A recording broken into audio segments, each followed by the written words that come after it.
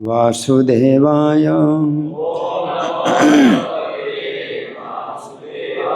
ओम नमो भगवते वासुदेवाय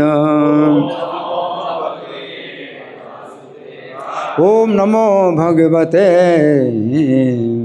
वासुदेवाय। ग्रंथराज श्रीमद्भागवतम स्कंद 4 अध्याय 2। अध्याय का नाम है दक्ष द्वारा शिव जी को शाप। और श्लोक संख्या कितना? श्लोक संख्या 9। मेरे पीछे बोले। श्रूयताम ब्रह्मर्षयो मे सह देवा सहाग्नयः साधूनां ब्रवतो वृत्तं न ज्ञानान्न च मत्सरान्। श्रूयतां ब्रह्मर्षयो मे सह देवा सहाग्नयः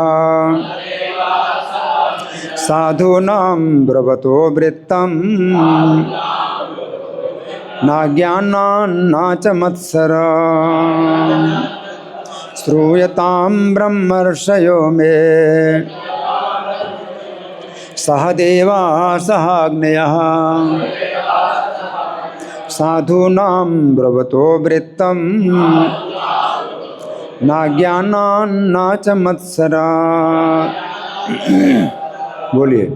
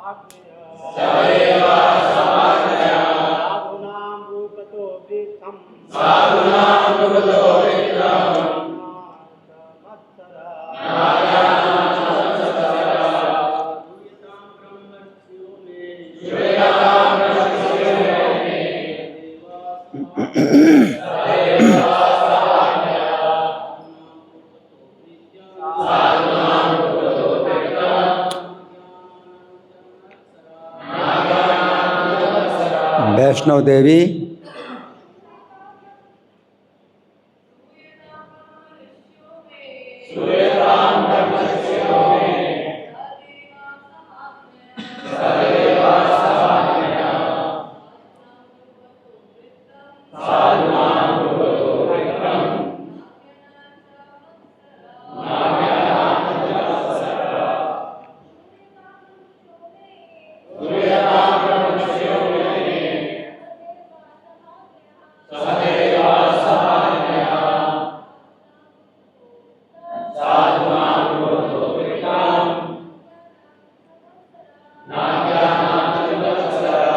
शब्दार्थ बोलिए। श्रूयताम, सुनो। वैसे तो श्रूयताम का मतलब सुनिए, इसमें आदरवाचक है ये शब्द श्रूयताम है। श्रृणु होता है सुनो, श्रूयताम आदरपूर्वक जो बोले श्रूयताम है ना। तो श्रूयताम मतलब सुनिए, आप सब लोग सुनिए, बहुत आदरपूर्वक कहा जाता है। हैं, सुनिए, बोलो।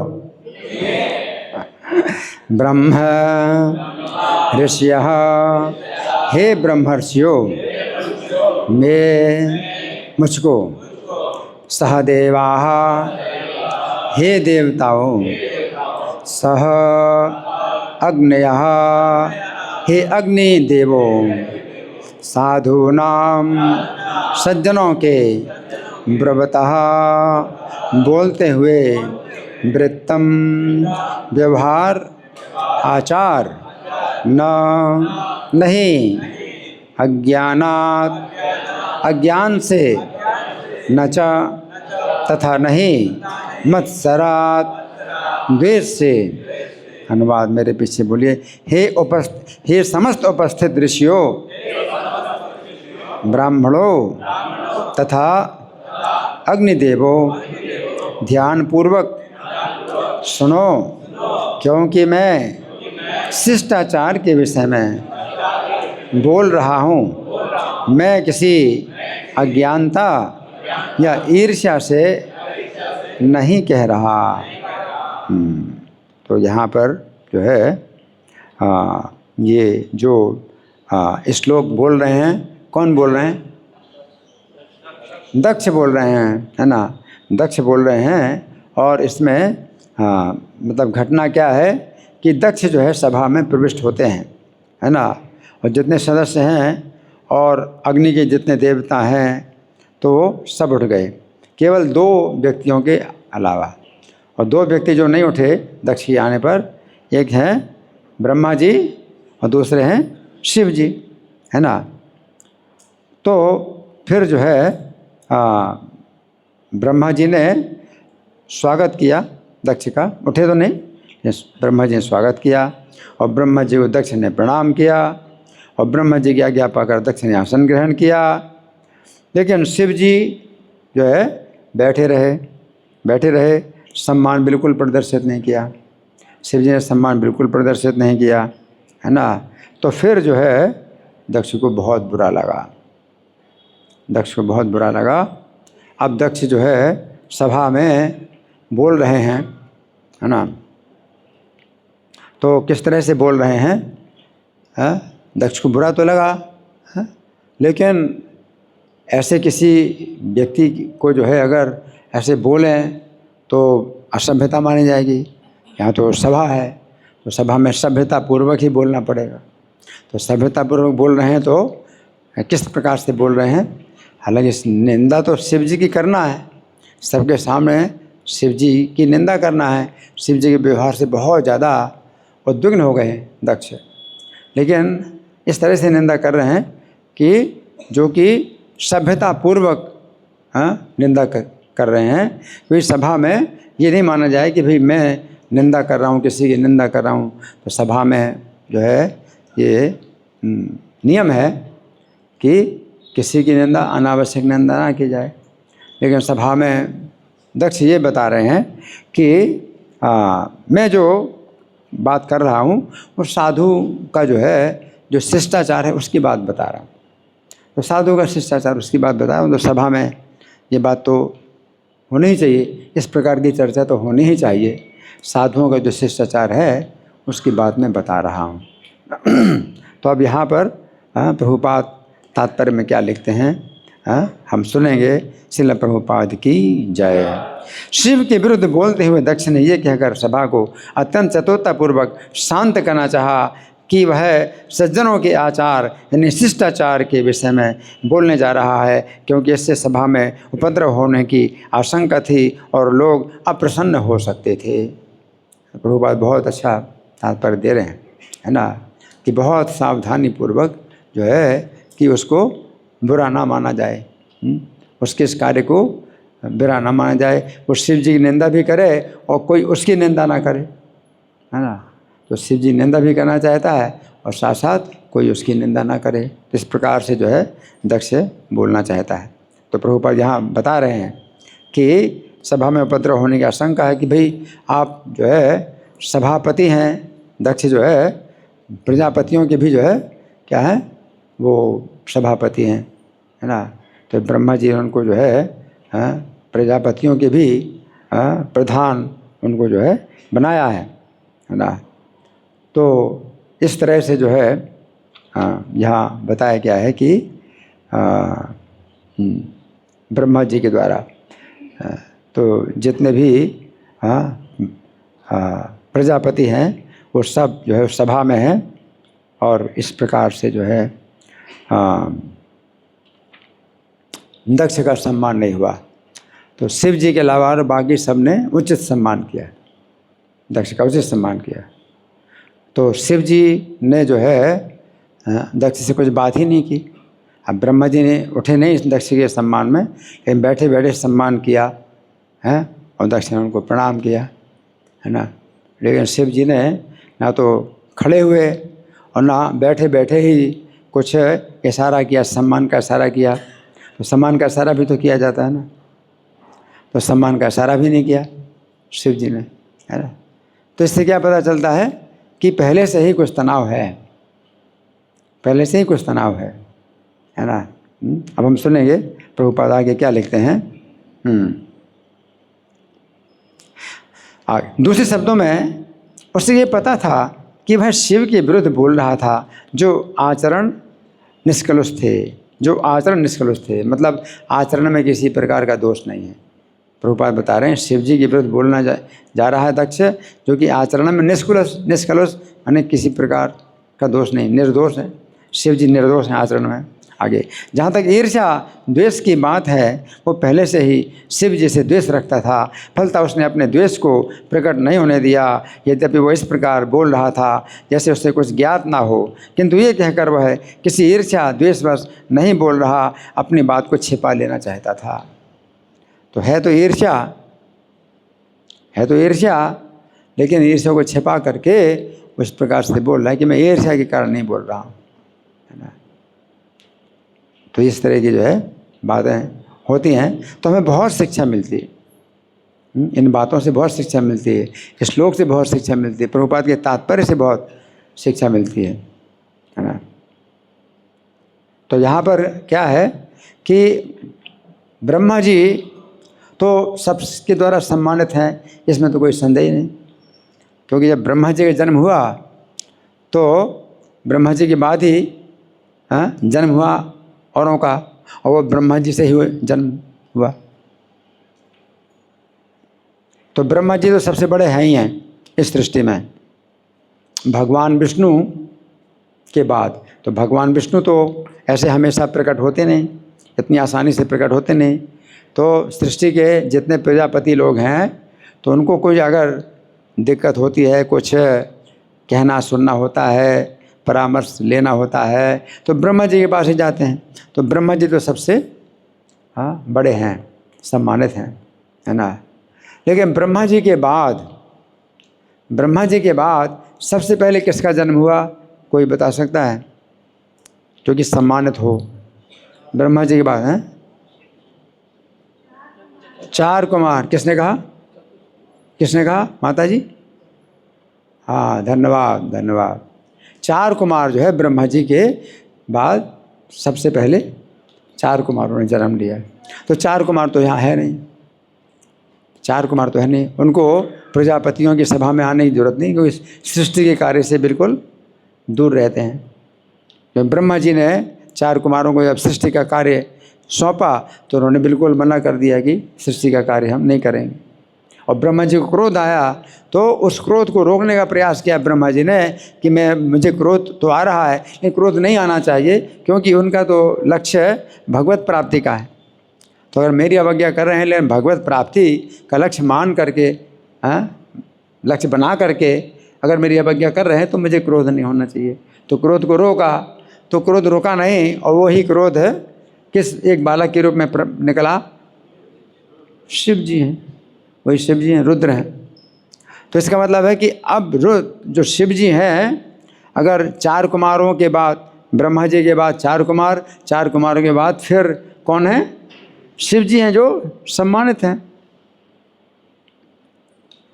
उसके बाद तो फिर जो मनु हैं, शत्रुपा हैं, ये ब्रह्मा जी के दाहिने हिस्से से मनु, बाएं हिस्से से शत्रुपा, और 10 पुत्र उनके मन से शरीर से उत्पन्न हुए, और सब बाद में हुए। दक्षोमुष्ठात, दक्ष अंगूठे से उत्पन्न हुए। किसके अंगूठे से? ब्रह्मा जी के अंगूठे से दक्ष हुए। दक्षोमुष्ठात उत्संगान नारदो यज्ञे, गोत्र से नारद जी का जन्म हुआ। दक्षोमुष्ठात स्वयं हुआ, प्राणात वशिष्ठा संवादो, और प्राण से वशिष्ठ मुनि का जन्म हुआ। तो इस तरह से ब्रह्मा जी के शरीर से, मन से जो है ये सब उनके पुत्र उत्पन्न हुए, 10 पुत्र उत्पन्न हुए। तो दक्ष में और शंकर जी में कौन सीनियर है? शिव जी सीनियर हैं, शिव जी बहुत सीनियर हैं। तो दक्ष के द्वारा वो सम्मानित है। लेकिन दक्ष जो है, दक्ष ने अपनी पुत्री का विवाह शिव जी से किया, अब इस कारण से कि मेरी पुत्री का विवाह जो है शिव जी से हुआ है, तो अब ये मेरे पुत्र जैसे हो गए। अब वो आशा करने लगा कि ये मेरे पुत्र के समान है, तो मुझे प्रणाम करें। पुत्री मुझे प्रणाम करती है, पुत्र भी मुझे प्रणाम करे। अभी आजकल तो सब उल्टा हो रहा है ना कि पिता जो है पुत्री के पैर छूता है, या कितने लोगों के समाज में ऐसा है कि पिता पुत्र के पैर छूता है। हाथ उठाइए। हाँ, पिता पुत्र के पैर छूता है और दामाद के भी पैर छूता है। पिता पुत्र के पैर छूता है और दामाद के भी पैर छूता है। अब तो ऐसा हो गया। तो इस घटना से हो गया, इस घटना ये बड़ी बड़ी जो है अनिष्ट घटना हुई कि वो जो है पुत्री जो है पिता के पैर छूती थी। पहले पुत्री पिता के पैर छूती थी और जो दामाद हो वो भी पिता ससुर के पैर छूता था। तो इसमें कुछ मतलब अंतर नहीं पड़ता कि पिता अपनी पुत्री के पैर छुए या पुत्री अपने पिता के पैर छुए, इससे कोई अंतर नहीं पड़ता। लेकिन जहाँ तक दामाद की बात है, दामाद की बात है, अगर मान लीजिए कि मतलब आपकी पुत्री है, ठीक है, आपकी पुत्री है, आपने पुत्री का भाई आपने मतलब राजा से कर दिया, समझे, बहुत बड़े राजा महाराजा से कर दिया, तो आप क्या सोचोगे कि जैसे पुत्री आपके पैर छूती तो वो राजा महाराजा भी आपके पैर छुएगा? कैसा है, क्या है? हाँ, हाथ उठाइए। हाँ है या नहीं? नहीं है, हाथ उठाइए। अब कोई हाथ उठाने वाला नहीं, चाहे हाँ है या नाम है, कोई नहीं हाथ उठाने वाले नहीं है, क्योंकि कुछ समझ ही नहीं पा रहे हैं जी। क्या है बताओ? हाँ जी, है नहीं करेगा। बहुत बड़े राजा हैं, महाराजा हैं, है ना, जैसे कि महाराज शांतनु तो उनका विवाह हुआ उससे सत्यवती से, है ना, तो वो मछुआरे की कन्या थी सत्यवती। उसका नाम दासराज जो भी हो।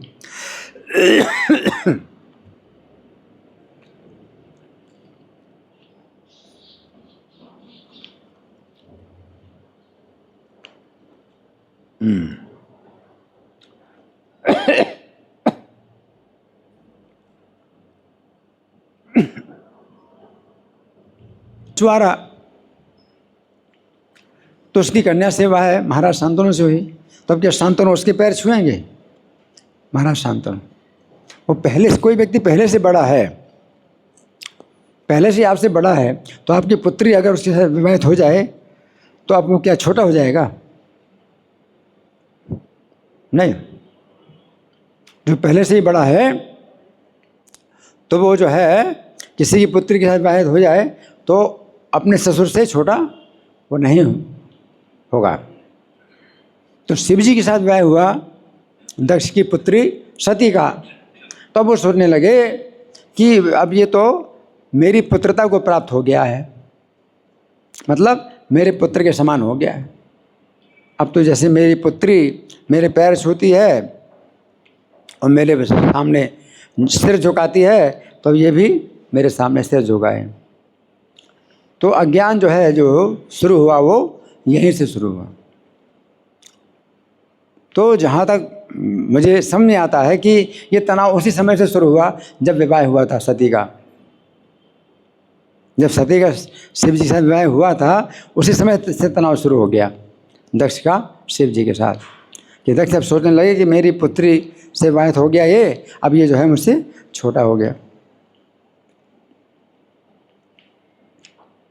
और शिव जी का तनाव था, इसलिए शिव जी ने दक्ष को मतलब जो है मन से भी सम्मान नहीं किया, इशारा करते ना, जैसे ब्रह्मा जी ने अपने चेहरा से जो है सम्मान किया, अपनी चेष्टाओं से सम्मान किया दक्ष का, और दक्ष ने प्रणाम किया। तो दक्ष जो है शिव जी को देख रहा है तो ऐसे देख रहा है, तो शिव जी ने फिर देखा ही नहीं, और क्या करेंगे। अब बड़ा व्यक्ति है, अपने से छोटा है, वो ऐसे देखा है, रौब दिखा रहा है ऐसे। तो शिव जी ने अपनी आंखें बंद कर ली, अपना ध्यानस्थ हो गए। तो वो तरीका तो यही है।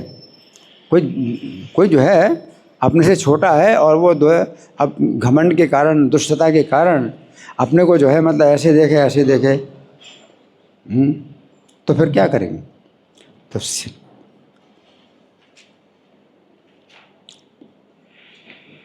शिव जी ने ना दक्ष का सम्मान किया और दक्ष ने शिव जी का भी सम्मान नहीं किया। और अब जो है उसने, दक्ष ने बहुत बड़ा अन्याय समझा कि शिव जी का बहुत बड़ा अन्याय हो गया है। भरी सभा में शिव जी ने मेरा अपमान कर दिया। अपमान तो कुछ नहीं किया, सम्मान नहीं किया, तो इसमें भी बहुत सा अपमान हो गया कि मेरा सम्मान हो रहा है, मैं सम्मानित हूँ। तो सम्मान प्राप्त करने में फिर यही दिक्कत होती है, सम्मान प्राप्त करने में यही दिक्कत होती है। अब कुछ भक्त ऐसे भी हैं मुझसे बहुत जूनियर थे, अब उनका बहुत सम्मान हो रहा है तो मेरी तरफ ऐसे देखते हैं।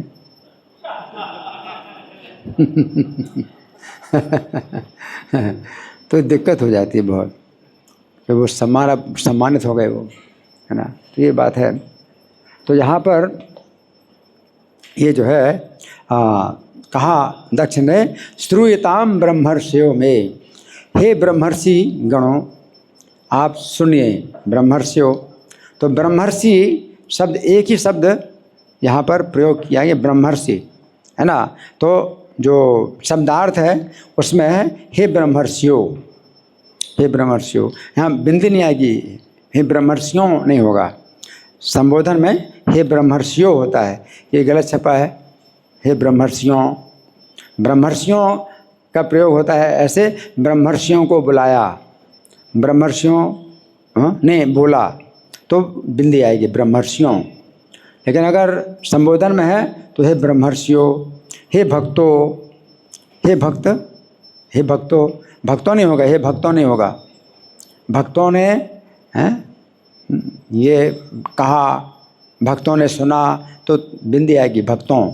लेकिन जब संबोधन कहें तो भक्तों कहें, हे भक्तों, लोगों, है ना। तो इस तरह से शब्द का प्रयोग होता है। तो ब्रह्मर्षियों, तो प्रभुपाद ने शब्दार्थ में ब्रह्मर्षियों मतलब एक शब्द माना ब्रह्मर्षियों। तो ब्रह्मर्षियों का मतलब क्या है? बहुत बड़ा पद है ब्रह्मर्षि। हर कोई ब्रह्मर्षि नहीं बन पाता, है ना। ब्राह्मण, पहले तो ब्राह्मण बने, ब्राह्मण के ऊपर फिर जो है वो ऋषि भी हो, तो ब्रह्मर्षि बहुत बड़ा पद है। तो शब्दार्थ में प्रभुपाद ने ब्रह्मर्षियों इस शब्द का प्रयोग किया, मतलब अर्थ किया।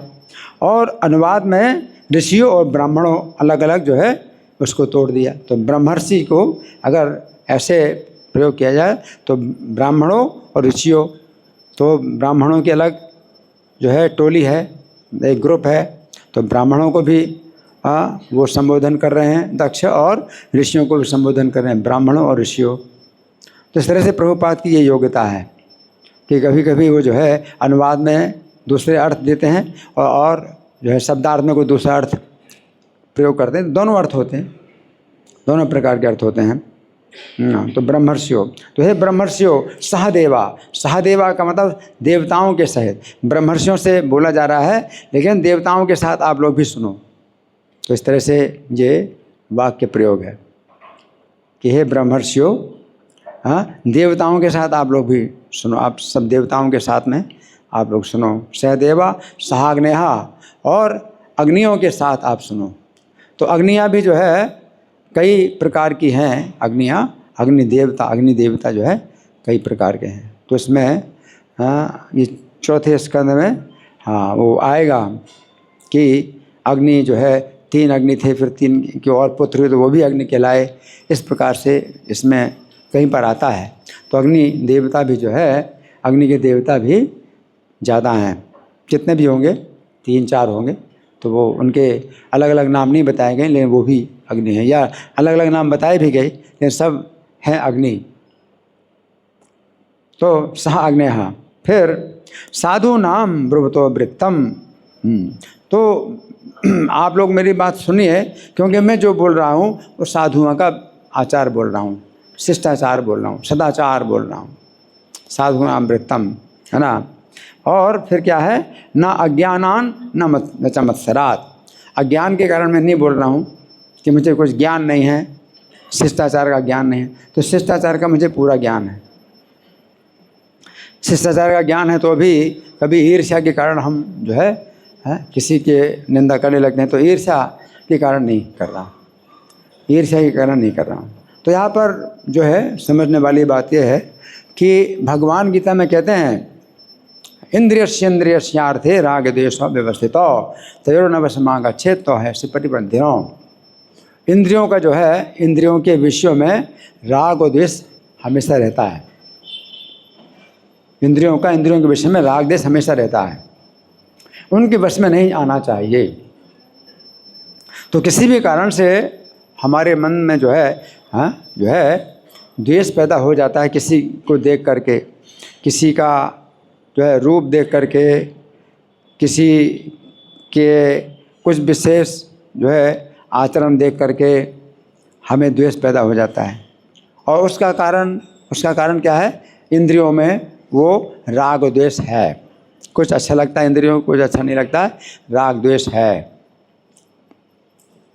तो राग द्वेष रहेगा, लेकिन तयोर्नवशमा गच्छेत्, उन दोनों के बस में नहीं आना चाहिए, राग और द्वेष के बस में नहीं आना चाहिए। तो हर्ष परिपंथनो, ये दोनों जो है जीवात्मा के लिए परिपंथी हैं, यानी कल्याणकारी मार्ग में अवरोधक हैं। परिपंथी का मतलब डाकू चोर, जो यात्रा में रास्ते में जो लूटने वाले होते हैं, आपका धन छीन लेंगे, आपके रास्ते में बाधा डालेंगे, आप आगे नहीं बढ़ पाएंगे, तो वो जो है परिपंथी कहलाते हैं। तो राग द्वेष दोनों इंद्रियों में है ना। तो दक्षिण मन में जो है मतलब ये द्वेष की भावना है शिव जी के प्रति।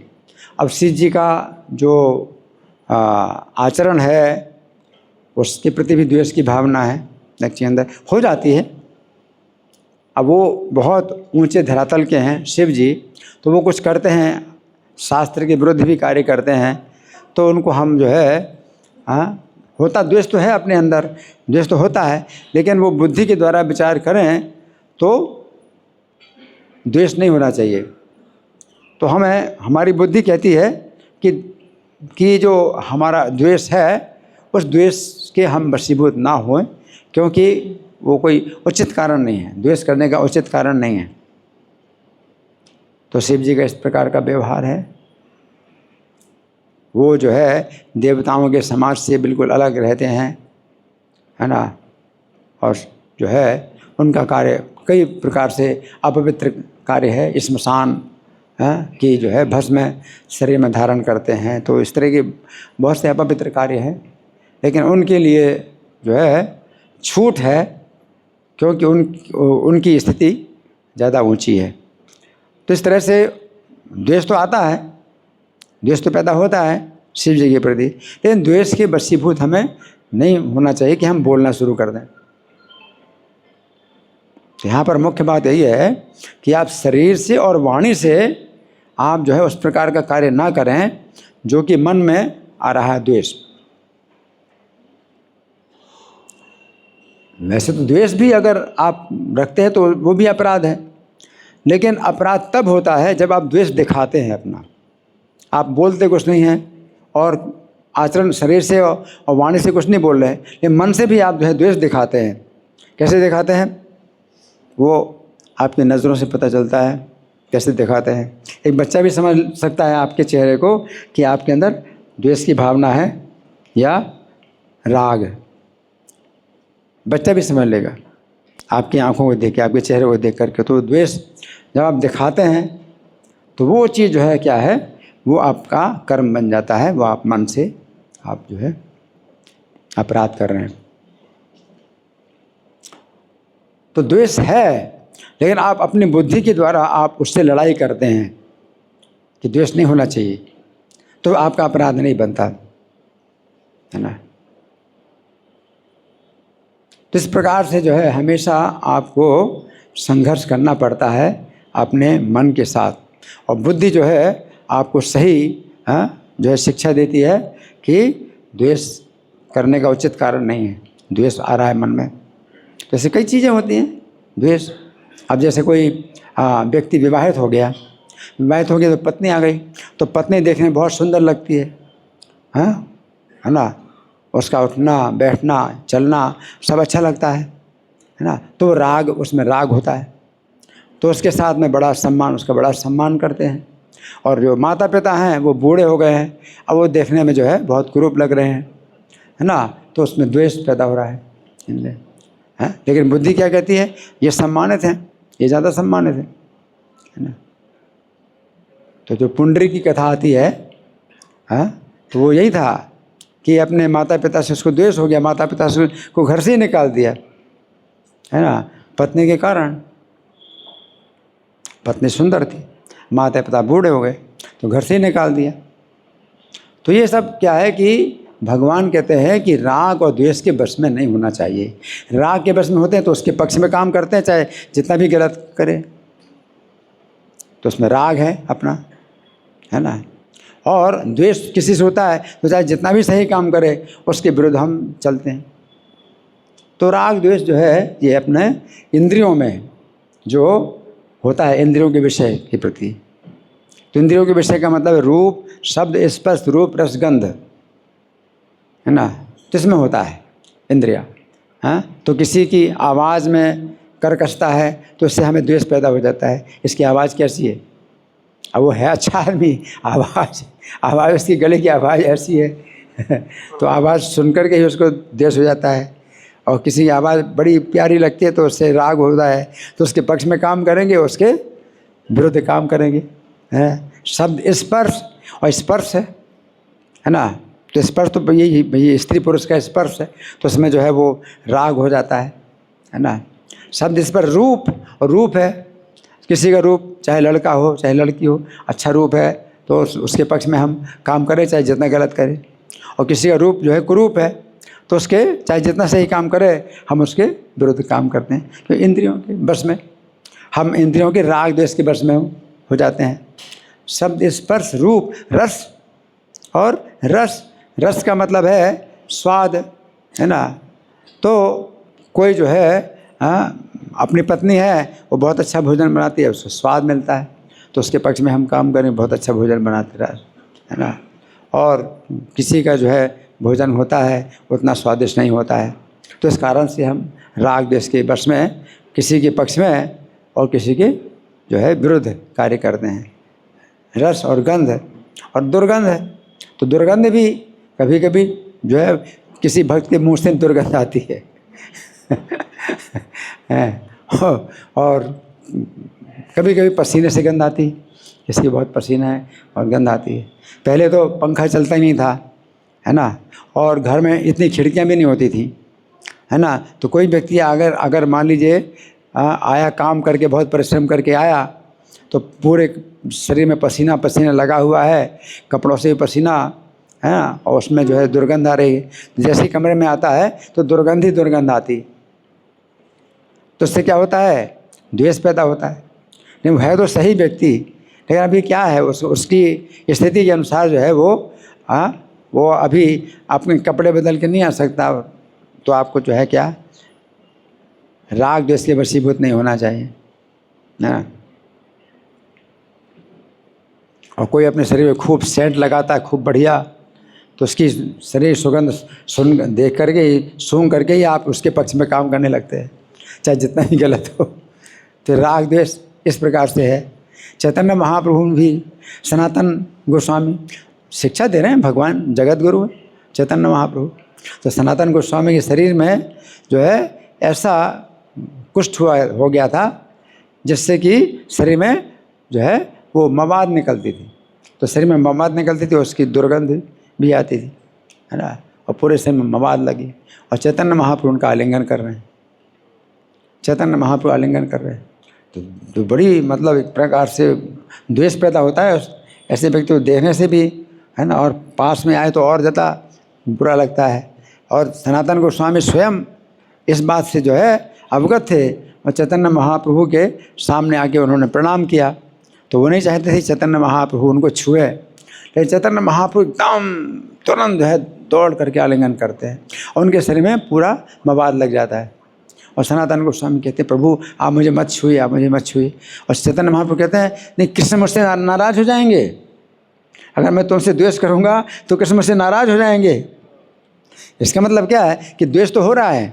चैतन्य महाप्रभु ये दिखा रहे हैं कि द्वेष तो मुझे हो रहा है, या अगर मैं द्वेष के अनुसार तुमसे नफरत करूँगा और तुम्हारा आज्ञा नहीं करूँगा तो कृष्ण मुझसे नाराज हो जाएंगे। ये कृष्ण की शिक्षा है कि द्वेष के वशीभूत नहीं होना, है ना। तो बड़ी परीक्षा होती है हमारे जो है रोज़ के कार्य में, बड़ी परीक्षा होती है कि राग द्वेष जो है तब बड़ी जल्दी पैदा हो जाता है। और राग द्वेष के अनुसार जो है फिर मन में ये सोचते हैं कि ये इससे कभी बात ही ना करो। है ना। तो ये सब चीज़ें हैं। हाँ, मैं आपका प्रश्न लूँगा, ठीक है। तो ये सब चीज़ें हैं कि राग द्वेष जो है पैदा हो जाता है। लेकिन तयोर्नवश माँ का छेद, अब दक्ष के मन में जो है द्वेष पैदा हो गया।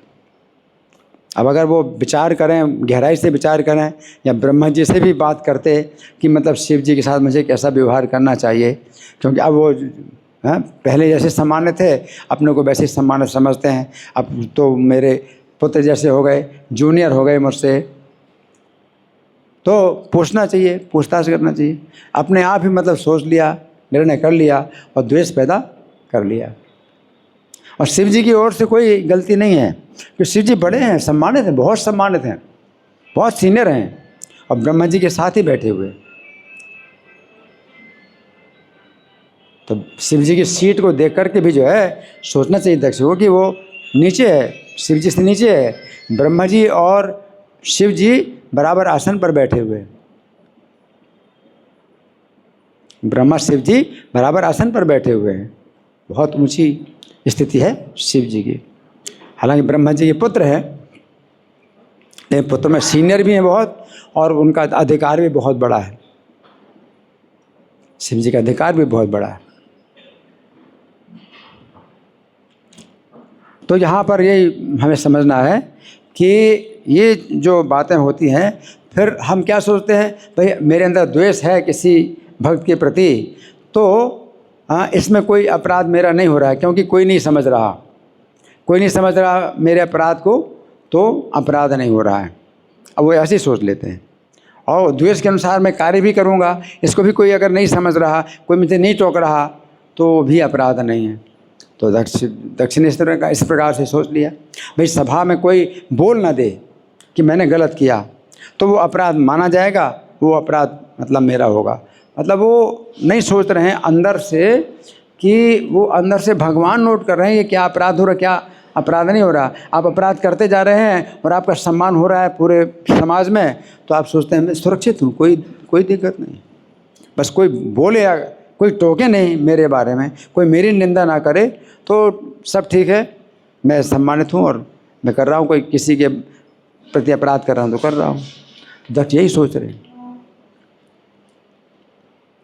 वैष्णव के समाज में जो है मैं सम्मानित तो हूँ, और मैं कुछ बोल देता हूँ या कुछ ऐसे कर देता हूँ, किसी को ऐसे देखता हूँ तो कोई तो कुछ नहीं बोल रहा है मुझे, और ऐसे चलता हूँ तो कोई तो मुझे नहीं बोल रहा है कुछ भी, तो ठीक है, चलता है।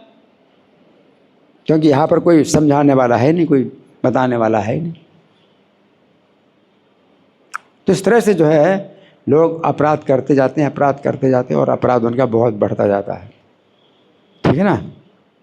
तो अब हमारे पास कुछ समय है। हाँ, मैं जो है इस श्लोक का हिंदी पद्य अनुवाद पढ़ के सुना रहा हूँ। देवों और अग्नियों सहित सब ब्रह्मर्षि मम बात सुने। देवों और अग्नियों सहित सब ब्रह्मर्षि मम बात सुने। ना तो अज्ञान के कारण ही, न द्वेष से हम ये बात कहें। न तो अज्ञान के कारण ही, न द्वेष से हम ये बात कहें। केवल शिष्टाचार की बात आपसे कहता हूँ। केवल शिष्टाचार की बात आपसे कहता हूँ। अशिष्ट व्यवहार से हुआ क्षुब्ध आपसे आज मैं कहता हूँ। अशिष्ट व्यवहार से हुआ क्षुब्ध आपसे आज मैं कहता हूँ। तो दक्ष ने इस प्रकार से बात बोली सभा में। ठीक है। अब आप लोगों की ओर से कोई प्रश्न है, कोई चर्चा है? हाँ माता जी, आपने उठाया जी, बोलिए। माइक दे दो। Mic mic mic.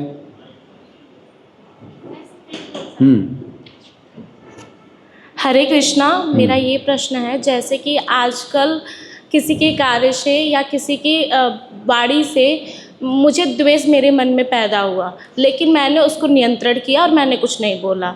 लेकिन वहीं पे अगर मैंने उसको कुछ बोल दिया तो आजकल लोग दिखावा करते हैं कि मेरे मन में कुछ हुआ, द्वेष पैदा हुई, लेकिन मैंने उसको नहीं बोला है। तो क्या मन में भी द्वेष जो लाना है, क्योंकि आजकल ये एक चलन है कि हम सब कुछ सोच समझकर अपने शब्दों को निकाल रहे हैं, तो उसको कैसे मन में नहीं लाना, वो तो पॉसिबल नहीं है, लेकिन अगर उसको मन में नियंत्रण करना, वो कैसे कर सकते हैं? नियंत्रण करना ये सब जो है क्या है कि भक्तों की संगति से होता है। भक्तों की संगति में आपको लगता है कि मतलब बहुत ज़्यादा और एकदम क्या है कि चेहरे में भी जो है वो तनाव आ जाता है, बड़ा मतलब बुरा लगता है किसी के व्यवहार से। नहीं, जो दूसरे भक्त हैं उनकी संगति में आपको जो है क्या कि व्यवहारिक शिक्षा मिलती है, प्रैक्टिकल। जो दूसरे भक्त होते हैं, उन्नत भक्त होते हैं, तो उनकी संगति बहुत आवश्यक है। जब तक उन्नत भक्तों की संगति ना मिले तब तक आप जो है मतलब सुधर नहीं सकते। दक्ष को जो है उन्नत भक्तों की संगति मिली नहीं, तो ये तो सौभाग्य की बात है कि हमें उन्नत भक्तों की संगति मिले। दूसरे भक्तों से या तो हम पूछताछ करें या फिर हम उनकी संगति में हम देखते हैं कि उनके साथ कैसा व्यवहार हुआ, फिर भी उन्होंने कैसे व्यवहार किया। तो ये सब चीज़ें हैं। शिव जी जो है अपनी जगह पर बिल्कुल सही है। अब ये नहीं है कि दक्ष चाहता है कि शिव जी नमस्कार करें तो शिव जी उसको नमस्कार करेंगे। अब आप कहें कि ये तो और ज़्यादा विनम्रता होती है, शिव जी का और ज़्यादा बड़ा गुण होता कि दक्ष चाहता है कि शिव जी जो है उसके पैर छुएं, उसको प्रणाम करें, तो शिव जी ऐसे करने लगें। तो क्या विचार है, क्या ये सही है? नहीं, गलत है। क्यों? क्योंकि कुछ ऐसे कारण हैं कि मैं आपसे ज़्यादा सम्मानित हूँ और वो आपको समझना पड़ेगा, क्योंकि ये भगवान की व्यवस्था के अनुसार मुझे सम्मान प्राप्त हुआ है, इसलिए उस सम्मान की रक्षा होनी चाहिए। अपने सम्मान की रक्षा करना हर व्यक्ति का कर्तव्य है। उस सम्मान को नहीं नष्ट करना जो भगवान ने हमें दिया है। भगवान की व्यवस्था से हमें सम्मान प्राप्त हुआ है, ठीक है ना। जैसे पांडवों की संपत्ति को दुर्योधन हड़पना चाहता था, है ना, तो अर्जुन सोचते थे कि ठीक है हड़प लें, लेकिन भगवान क्या कहते हैं कि ये सब मेरी संपत्ति है जो तुमको मैंने दी, और वो तुम्हारी संपत्ति छीन करके जो हड़पना चाहता है तो वो मेरा अपराध कर रहा है। तो हम कृष्ण भावना भावी जब होते हैं तो हमें इस प्रकार से समझना होता है कि ये कृष्ण की व्यवस्था के विरुद्ध कार्य कर रहा है, कि कृष्ण की व्यवस्था के अनुसार मैं सम्मानित हूँ और आप जो है सम्मान करने वाले हैं। अब आप सम्मान नहीं कर रहे हैं मेरा, तो कृष्ण की व्यवस्था को आप नष्ट करना चाहते हैं, तो मैं आपका सम्मान नहीं करूँगा, बल्कि आपसे और थोड़ा मैं अपनी दूरी बनाऊँगा, ये दिखाने के लिए कि आप गलत कर रहे हैं। तो शिव जी ने अपना चेहरा इसलिए कर लिया, तो ये सही किया कि दक्ष को समझ में आए कि वो गलत कर रहा है। इसमें ये नहीं होता है कि अब जो है शंकर जी भी उसको करें और उसके अपने ऊंचे आसन से उतर करके उसके पैर छुएं। अब मैं ऊंचे आसन पर बैठा हूँ, व्यासन पर बैठा हूँ, हैं, आप लोग नीचे बैठे हैं, तो इसका क्या मतलब है कि मैं बहुत विनम्र हो जाऊँ तो मैं नीचे बैठूँ, आप लोगों को व्यासन पर बैठा दूँ? तो क्या ये गुण माना जाएगा? नहीं, दोष माना जाएगा। बल्कि मुझे अपने सम्मान की रक्षा करनी है ना। तो ये सब चीज़ें होती हैं, और कोई उचित सम्मान अगर नहीं कर रहा है मेरा, तो मुझे भी जो है अपनी कुछ उससे दूरी दिखानी पड़ेगी कि वो महसूस करे कि वो गलत कर रहा है।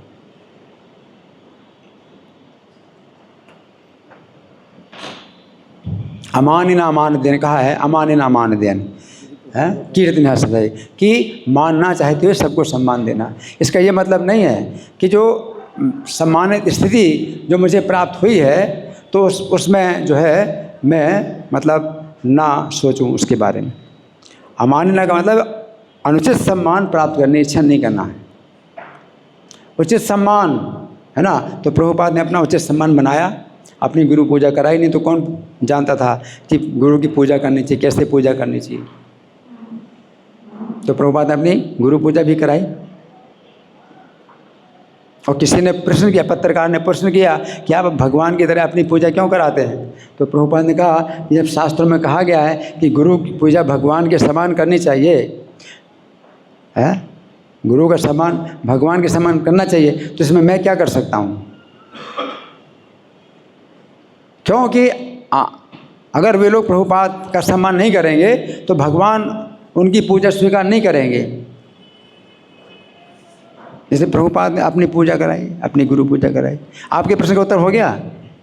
हाँ, धन्यवाद जी प्रभु। हरे कृष्ण जी। प्रभु जी, इसी से संबंधित प्रश्न है कि वैष्णव तो मतलब बहुत ही विनम्र होते हैं, तो अगर कोई सम्मान नहीं भी कर रहा है तो उनको चाहिए कि वो सम्मान करें। कभी ऐसा होता है कि कोई सम्मान नहीं कर रहा है तो हम एक स्टेप आगे आके उनका सम्मान करें, भले वो किसी भी स्थिति में हो, ये मानते हुए कि भक्तों का तो जो भक्ति में उन्नति। अच्छा प्रश्न है इनका। ऐसा है कि इसमें कुछ थोड़ा सा हमें मतलब करना पड़ता है अंतर, लेकिन बहुत ज़्यादा अंतर नहीं, बहुत ज़्यादा अंतर नहीं, है ना। जैसे अपने समान है, मित्रता है, दो भक्त आपस में मित्र हैं, समान हैं, तो कभी एक दूसरे का जो है अपमान कर देते हैं कुछ, तो चलता है मित्र समझ करके। लेकिन फिर अगर वो इसको नियम बना ले और हमेशा इसी प्रकार से व्यवहार करे, तो फिर हमें करना पड़ता है कुछ दूसरी तरीके से, हैं। या तो कठोरता से उसको टोक दो, अपने से बराबर टोक दो कि भाई ये आपका सही तरीका नहीं है, टोक दो उसको। अगर नहीं सुनना चाहता, द्वेष है उसके अंदर, बुरा मानता है, तो फिर अपनी दूरी बनाओ। इसलिए दूरी बनाना पड़ता है। अब कोई भक्त पहले आपके साथ जो है जुड़ा था और वो आपसे पूछता था प्रश्न, अब ऐसे चलता है ऐसे चलता है ना। तो अब इसको जो है वो समझाने की ज़रूरत नहीं है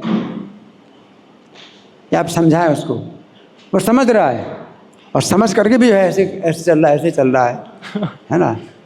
तो आप ऐसे रहो, फिर उसको समझाएं। उसको समझाने के लिए आपको भी कुछ करना पड़ेगा, है ना, दूरी बनानी पड़ेगी कि वो समझे। एक प्रश्न और था, जैसे कि जो दक्ष ने सम्मान नहीं किया शिव जी का, वो तो ठीक, वो तो मतलब उन्होंने गलत किया। मतलब कोई जूनियर अगर सम्मान नहीं कर रहा सीनियर का, वो तो साफ साफ गलत है। लेकिन एक सीनियर होकर अगर वो कोई सम्मान कर रहा है उनका, मान लीजिए शिव जी प्रणाम करते दक्ष को, तो क्या शिव जी को भी कुछ अपराध लगता है, क्योंकि वो तो ज़्यादा विनम्र होकर एक कार्य कर रहे हैं। हाँ, शिव जी जो है अगर दक्ष का सम्मान करते हैं तो वो भगवान की व्यवस्था में ये जो है गड़बड़ी होती, क्योंकि वो उनका सम्मान लेना, उनको सम्मान लेना चाहिए। भगवान इसी से प्रसन्न होते हैं। भगवान शिष्टाचार के अनुसार जो है प्रसन्न होते हैं। आप कैसे शिष्टाचार कर रहे हैं, और अगर आप शिष्टाचार नहीं कर रहे हैं, आपको मुझे सम्मान करना चाहिए, मैं आपका सम्मान कर रहा हूँ उल्टा, तो भगवान मुझसे भी प्रसन्न नहीं होंगे। मैं आपका ज्ञान बढ़ा रहा हूँ, आप अपने को, आपका और घमंड बढ़ रहा है, आप अपने को बड़ा समझ रहे हैं, तो ये भी क्या है, अज्ञान है। तो इस तरह से मैं भगवान को प्रसन्न नहीं कर रहा, कि भगवान की व्यवस्था के अनुसार आपकी स्थिति क्या है, मेरी स्थिति क्या है, उसके अनुसार मुझे जो है मतलब रहना चाहिए। अब प्रभुपाद के शिष्य हैं, प्रभुपाद अगर मान लो उनको हाथ जोड़ें, उनको वो करें, प्रणाम करें, उनका ज्ञान बढ़ेगा कि नहीं। अगर कोई हंस रहा है प्रभुपाद के सामने, प्रभुपाद के सामने हंस रहा है कोई व्यक्ति, बिना किसी कारण के हंस रहा है, तो प्रभुपाद कहते हैं गुरु के सामने इस प्रकार से नहीं हंसना चाहिए। ये भी शिष्टाचार के विरुद्ध जो है कार्य नहीं करना चाहिए, है ना। अब देवानंद पंडित जैसे थे, है ना।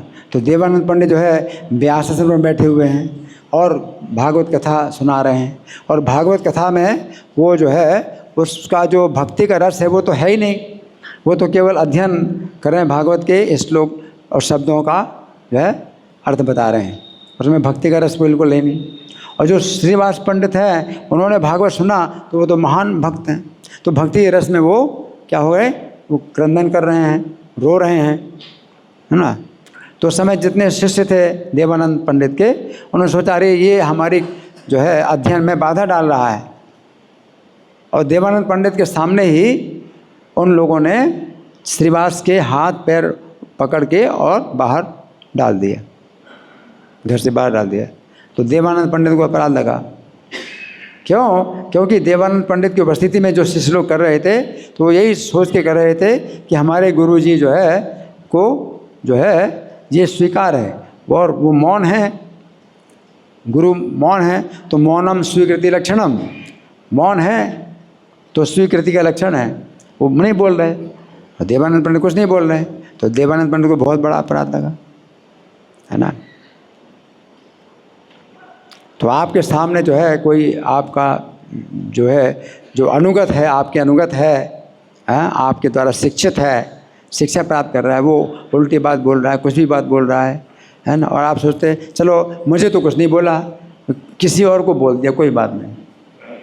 तो आपके ऊपर पूरा जो है ये दोष लगता है कि आपके सामने वो बोल रहा है, किसी दूसरे भक्त को बोल रहा है, अपमान कर रहा है, कुछ उल्टा बोल रहा है।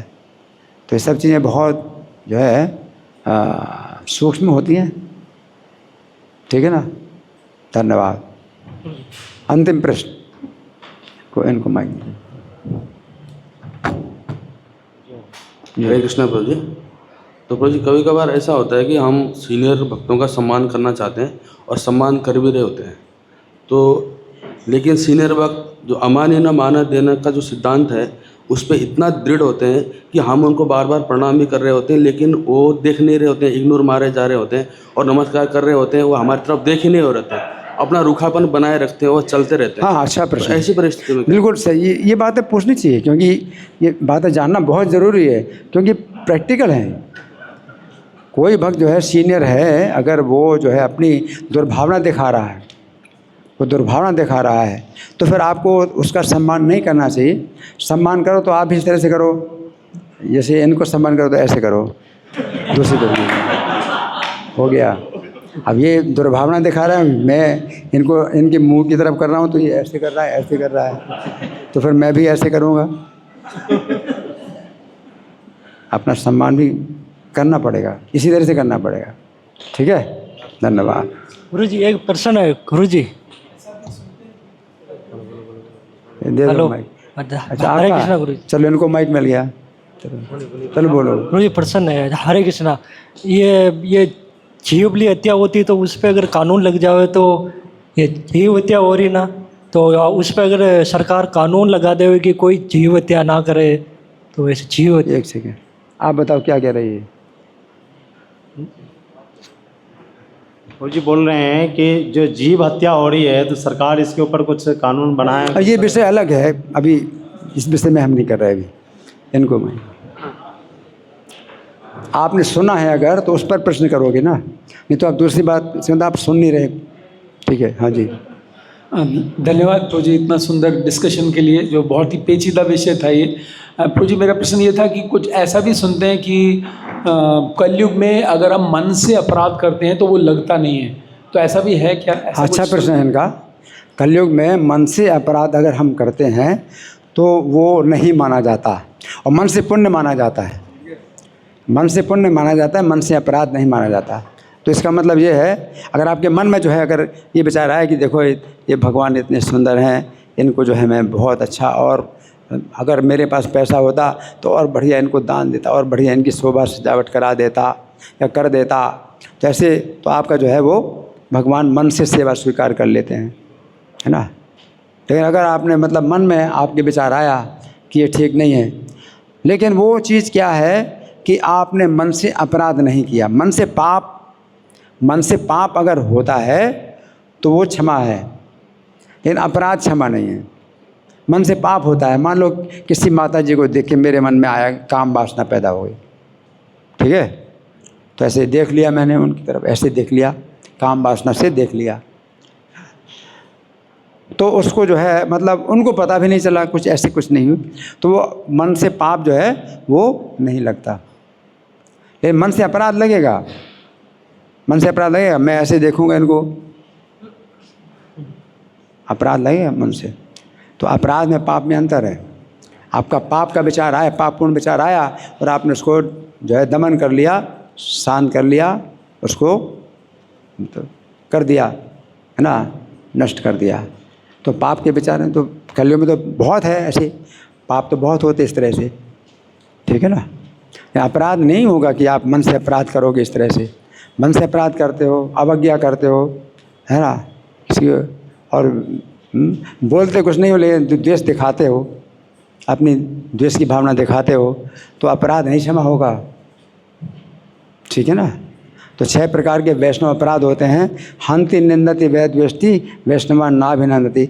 मैं तो यही चाहता हूँ कि हर भक्त को ये 6 अपराध बोलने चाहिए 10 नाम अपराध के साथ साथ। 10 नाम अपराध में पहला अपराध है वैष्णव की निंदा करना।